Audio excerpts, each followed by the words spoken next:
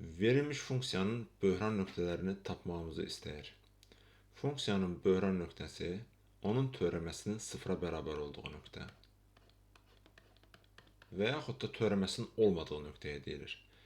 Əvvəlcə verilmiş funksiyanın törəməsini yazsaq, 3də 1 vurulsun 3x kvadratı, çıxılsın 5 vurulsun 2x, üstə gəlinsin 24 bərabərdir 0 şəklində yazmış olarıq. Və buradan da sadələşdirsək, ixtisarlara aparsaq, alarıq x kvadrat çıxılsın 10x, üstə gəlinsin 24 bərabərdir 0.